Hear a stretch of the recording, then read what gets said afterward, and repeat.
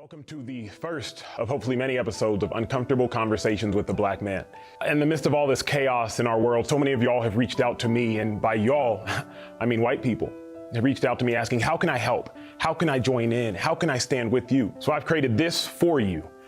Because in order to stand with us and people that look like me, you have to be educated on issues that pertain to me and fully educated so that you can feel the full level of pain, so that you can have full understanding. I fervently believe that if the white person is your problem, only the white person can be your solution.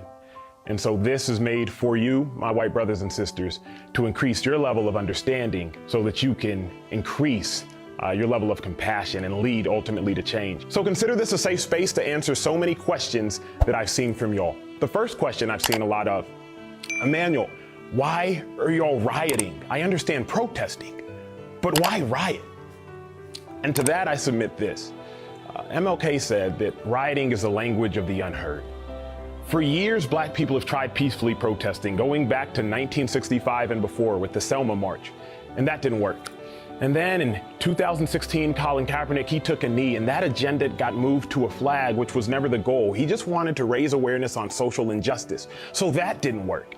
And so now we've seen riots because Black people and hurt people are trying to get the attention of the oppressor.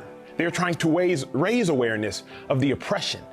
I was biking around Lake Austin the other day, and there was a white girl about 15 meters ahead of me. And as I'm on my bike, I say to her, on your left, because I want to notify her I'm coming so that she can change her course of action. I get 10 meters away and I increase my voice, on your left, because she had yet to move. I get 5 meters away and she's still there, and I say, on your left, because I realize if she doesn't change her course of action, there will be a collision. And as I approach her, I yell, on your left, and we collide. My goal was never to hit her, but because she had her headphones in, she didn't hear me, and so she didn't change her course of action. I believe that that's the same thing Black people are doing now. 1960s, we're yelling, we're oppressed, but the course of action wasn't changed. And so we again yell, we're oppressed, but the course of action wasn't changed. And so again we yell, we're oppressed. And now you see the collision that's occurred in America. So while I don't condone rioting, and I'm sure you don't either, because for the most part, Black people and others that are looting and rioting destructively, they're burning down their own homes. But when you think about the 5 different stages of grief, you come up to one stage, which is called anger. And sometimes emotions, they don't know their actions. I remember my mom, when I was a child, she lost her sister, and I just remember her yelling and screaming. And I come outside my room and I see my mom throwing herself into a wall, and I'm wondering what happened. And my dad tells me that my mom's sister had died. Thinking back on that, throwing yourself into a wall, it's not going to change anything. You're actually harming yourself. But sometimes pain and hurt, it doesn't know how to express itself. You know, another question I get from my white friends, they ask me, why do you think white privilege exists? And I say this, if you and I were in a race and the official at the start line, they held me back for the first 200 meters, and you had a 200 meter then head start, the only way to level out that race is to either stop you from running or put me on a golf cart and catch you up and catch myself up. Well, you see, what we've done in America is we've simply said, okay, Emmanuel, you're now free to run. And we've acted as if it's a fair race, when in all honesty, Black people were held back for hundreds of years. And so if in the late 1960s we say, okay, Black people, you can go now, that's not a fair race. LBJ, he said it best when he said, you can't shackle and chain someone for hundreds of years, liberate them to freely compete with the rest, and still justly believe that you've been fair.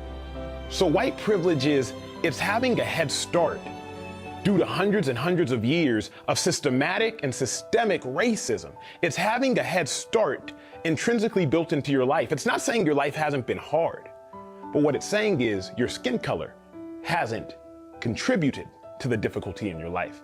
I live in an affluent neighborhood in Austin, Texas, and if I ever go to my mailbox and I see a white woman walking up to the mailbox, I consciously sit in my car because I don't want her to feel like I'm a threat. If I'm on an elevator with a white person, I try to hit the button first and get off the elevator first because I don't want them to perceive me as a threat, because I realize at any point in time, whiteness can be weaponized. We saw that this past week. Amy Cooper, Central Park, the woman who called the cops on a black man who wanted her to leash her dog because it was illegal to walk your dog without a leash. And she used two words that are a death sentence for black people. When she called the cops, she said, "There's a black man who's threatening my life." Both of those things, as far as when you compile them together, were a lie. Because that black man, he was a bird watcher. And while so many people saw that incident and they were heartbroken, I, as a black man, saw that incident and was reminded of 1955. Emmett Till, 14-year-old boy who was lynched, mutilated, and killed by two white men because a white woman made a false claim saying that he flirted with her. In 2017, that white woman recanted that story. In 1956, the two white men that killed him, they got off. And they admitted that they did it because they knew they couldn't be charged again due to double jeopardy. That, to me, is white privilege. The ability to weaponize your whiteness and the ability to live life unconsciously. Because I, as a black man, have to calculate every move I make the second I walk outside my house. Another question I get that I'm sure several of y'all have thought, if not your kids have, how come black people can say the N-word, but we can't? I had to do some research on that to educate myself a little bit further. The N-word is synonymous with oppression, execution, and subordination. Black people were so long treated and viewed as no more than the slave to a master. We were viewed as dirt, and that word is synonymous with that. So there is a visceral reaction whenever we hear that word coming out of someone whose complexion is white that reminds us of the pain of our ancestors. Black people took something that was meant and originally used as evil, and we turned it into a term of endearment. So white people, I submit that you can't, shouldn't, and nor should you ever have a desire to say that word, whether quoting a rap song, a movie, or anything. Because remember, that word is truly synonymous with hatred. The abolitionist Frederick Douglass, he wrote when talking about his master that reading and learning would spoil an N-word. Because remember, black people were nothing more than a slave to their master. And when you think about, well, then why is your black people saying it? And if I can't say it, then you shouldn't either, black person. We've been oppressed for so long, our rights have for so long been limited, that for you to now try to again limit our speech, it's painful. So that's why, in a nutshell, in a few minutes and seconds, why you can't say the N-word. And another question I've gotten so often, how come black people care more about white on black crime than black on black crime? It's not that we don't care about black on black crime, but let me propose this. When a black person commits a crime, they go to jail. When a white person commits a crime, they get off, and hopefully they even get arrested. Ahmaud Arbery, the black man that was chased and gunned down by two white men in Georgia, it took us 2 months to arrest those perpetrators. And the only reason we did? Because we saw the video. Imagine if camera phones didn't exist. Black on black crime is an issue, but if you do the research, high violent crimes are all interracial. Blacks kill blacks, whites kill whites, Hispanics kill Hispanics. So it's not that we don't care, but it's the same issue as why y'all saying Black Lives Matter when all lives matter. We understand all lives matter, but right now, black people are dying at the hands of white people, and I can't change that. Only you, my white friends, y'all can change that. So if you want to know how can you help, how can you stand with us, how can you stand with me, you must first educate yourself so you know exactly what you're standing for and why you're standing.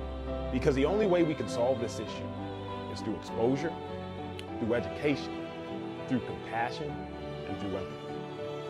Thank y'all for tuning in to the first of hopefully many episodes of Uncomfortable Conversations with the Black Man. Consider this a safe space to educate yourself and help me help you by leaving your questions and sharing this video.